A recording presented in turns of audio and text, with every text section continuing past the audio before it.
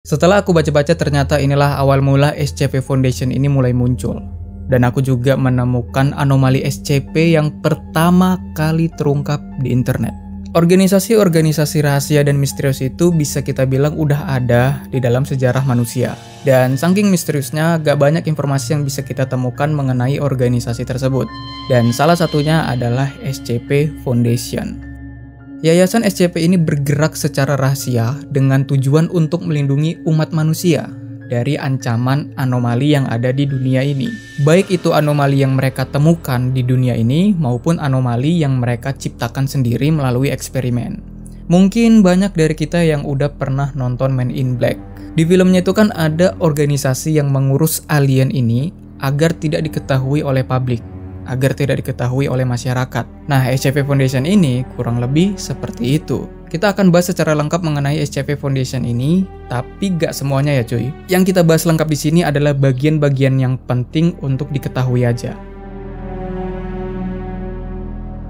Yayasan ini dipercaya dan diberikan wewenang oleh pemerintah nasional di setiap negara dengan tugas untuk menahan anomali objek, anomali entitas, maupun anomali fenomena. Mungkin ada yang nggak tahu apa itu anomali. Jadi anomali itu bisa kita bilang seperti sebuah keanehan. Keanehan yang nggak biasanya terjadi. Contohnya kayak gini, misal kita main ML, terus kita bertemu dengan player yang ramah tamah, sopan santun, selalu bertutur kata lembut, dan juga tidak pernah mengejek game mobile lainnya. Itu adalah player yang aneh, player anomali. Nah, anomali yang ditangani oleh SCP Foundation ini biasanya itu menimbulkan ancaman yang signifikan bagi keamanan global. Oleh karena itu, yayasan ini beroperasi untuk menjaga kenormalan kehidupan masyarakat, agar mereka bisa menjalani keseharian mereka tanpa rasa takut akan makhluk berbahaya ataupun anomali. SCP itu adalah singkatan dari Secure, Contain, dan Protect, yang mana tiga hal ini juga merupakan singkatan dari misi mereka. Dan istilah SCP juga itu digunakan untuk menamai entitas-entitas yang mereka tahan. Secure artinya mengamankan anomali ini dengan segera agar tidak ditemukan oleh masyarakat maupun lembaga yang lain. Jadi sebelum masalah ini diketahui oleh publik, mereka udah membereskannya duluan. Contain artinya menyembunyikan, menyimpan, merelokasi, mengurung, dan sebagainya, agar anomali ini tidak diketahui oleh masyarakat. Jadi setelah mereka membereskannya dengan segera, pastikan anomali ini disimpan. Terus mereka akan mencegah anomali ini biar tidak diketahui oleh masyarakat. Jadi penyebaran mengenai informasinya itu juga dijaga. Yang terakhir adalah Protect. Jadi yayasan ini akan melindungi umat manusia dari ancaman anomali tersebut. Tapi nggak cuma itu, mereka juga akan melindungi anomali ini hingga mereka bisa memahami secara penuh mengenai perilaku maupun sifat dari anomali ini. Tapi jika anomali ini terlalu berbahaya dan nggak bisa ditangani, pilihan terakhir mereka adalah menghancurkan anomali tersebut.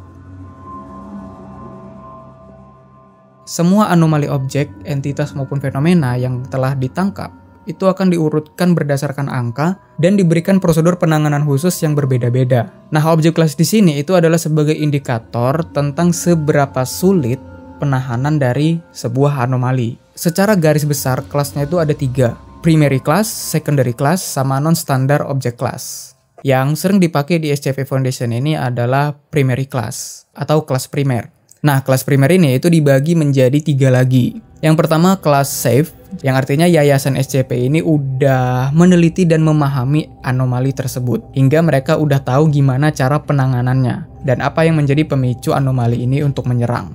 Yang kedua kelas Euclid. Ini adalah objek kelas yang penanganannya itu membutuhkan sumber daya yang lebih rumit lagi, dan penanganannya itu juga nggak selalu berhasil. Jadi mungkin hari ini bisa, tapi besoknya belum tentu bisa. Nah, kenapa bisa seperti itu? Itu karena para peneliti belum memahami secara penuh mengenai anomali ini. Dan perilaku anomali ini juga tidak dapat diprediksi. Yang ketiga adalah kelas Scatter. Nah, ini adalah objek kelas yang anomalinya itu sulit banget untuk ditahan. Alasannya ya karena pemahaman mereka mengenai anomali tersebut itu kurang banget. Dan bisa juga karena teknologi yang kurang memadai untuk saat ini. Untuk secondary class dan non-standard object class itu aku kasih tahu secara singkat aja ya. Jadi di secondary class itu ada Thaumiel, Apollyon, Archon, dan Tychon Dorega. Sementara non-standard object class itu ada Explained, Neutralized, Decommissioned, Pending, dan Uncontained. Gini lah gampangnya untuk memahami pembagian kelas-kelas anomali ini, kita gunakan panduan lockbox atau kotak terkunci. Yang pertama, kalau kita bisa mengunci anomalinya di dalam kotak, terus kita biarkan dan tidak terjadi hal yang buruk, maka itu adalah kelas safe.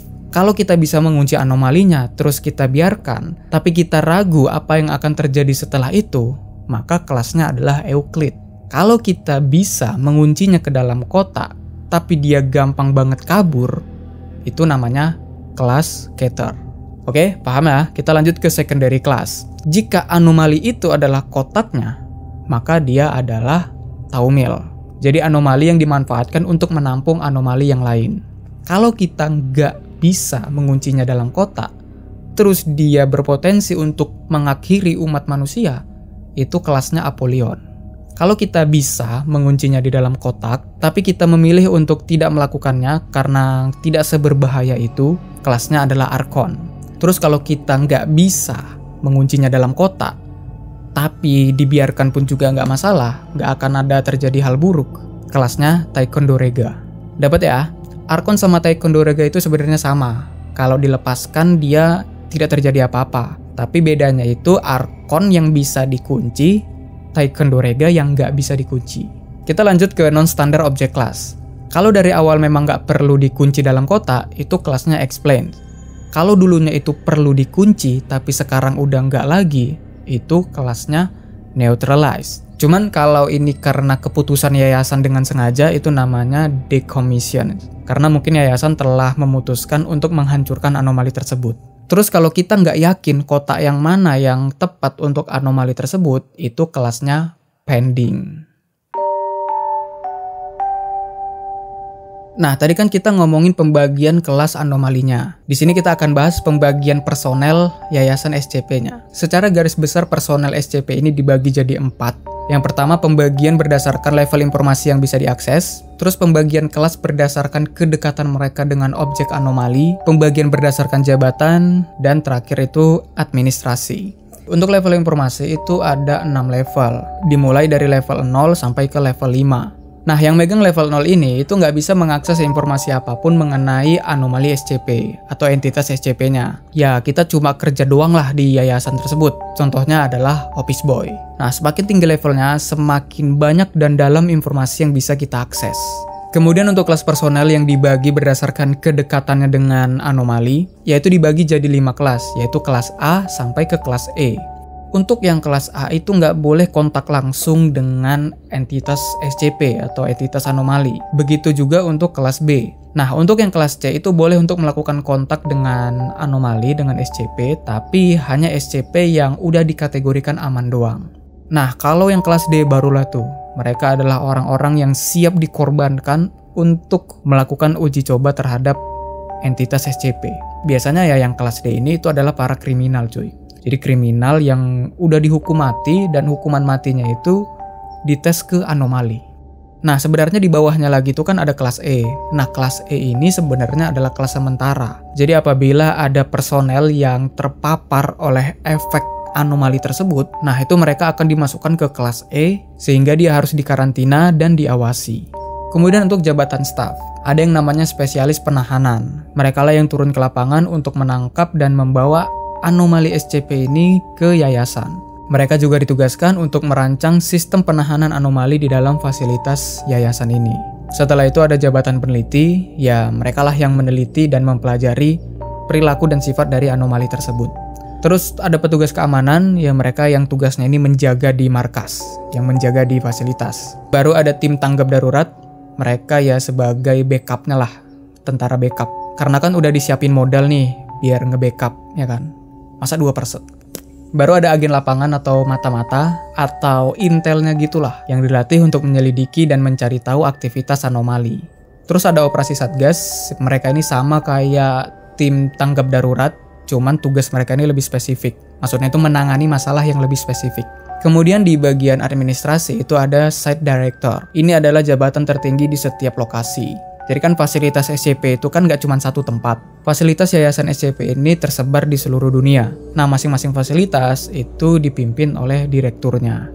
Terus yang terakhir ada anggota dewan O5 atau O5. Ini adalah jabatan paling tinggi di antara yang lain. Mereka mengawasi semua fasilitas SCP Foundation di seluruh dunia dan mengarahkan rencana strategis jangka panjang. Dan semua entitas anggota Dewan O5 ini itu dirahasiakan ya coy. Dan biasanya mereka itu dipanggil dengan angka. Jadi number 1, number 2, sampai ke number 13 atau 13. SCP-096, makhluk humanoid yang tingginya itu sekitar 2,38 meter.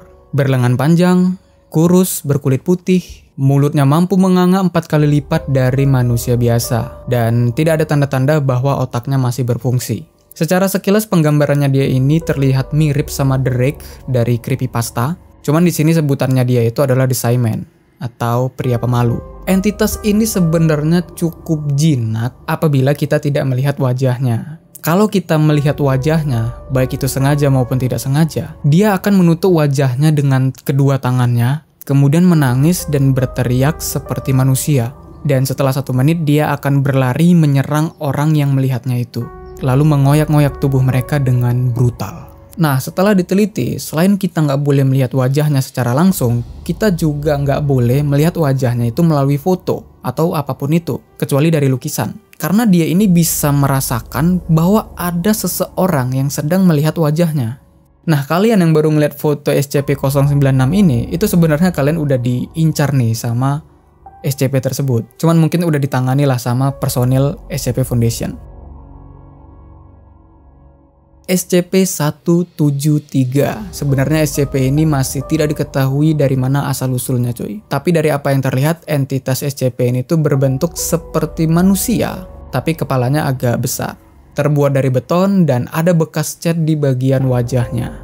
Entitas ini tergolong di kelas Euclid dengan prosedur penanganan khusus di mana ketika para personel ingin masuk ke dalam kurungannya, baik itu untuk penelitian, pengecekan maupun pembersihan, dibutuhkan minimal 3 orang dan pintu harus dikunci setelah mereka masuk. Nah, para personel yang masuk ini harus saling berkoordinasi kalau mereka mau berkedip, karena SCP ini akan bergerak ketika tidak ada yang sedang melihatnya. Jadi walaupun hanya sepersekian detik doang kita nggak melihat SCP tersebut akan bergerak dengan sangat cepat.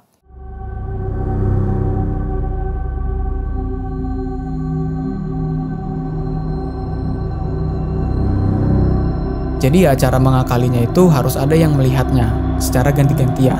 Jadi kalau yang satu kedip, yang satu ini jangan kedip dulu, biar SCP-nya ini nggak bergerak. Dan mereka juga melihatnya itu harus melihat langsung ya coy, nggak bisa kalau ketutupan tembok.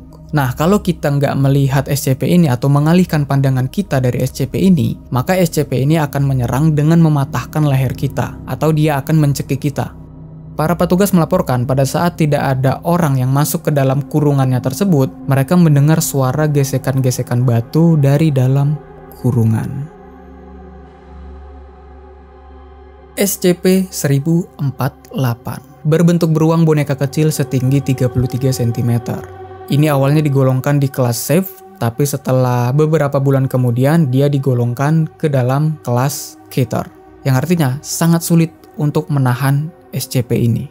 Boneka ini tuh mampu bergerak dengan sendirinya dan mampu berkomunikasi melalui gerakan-gerakan kecil. Contohnya kalau dia mau bilang iya, dia bakal menganggukkan kepala. Kalau dia pengen bilang enggak, dia bakal geleng-geleng kepala. Beruang ini tuh penuh kasih sayang, dia juga sering memberikan pelukan di kaki bagian bawah para personel. Dia juga bisa menggambar, tapi dia tidak menggunakan gambarannya ini untuk berkomunikasi. Dia hanya menggunakan gambarnya untuk menunjukkan kasih sayang doang.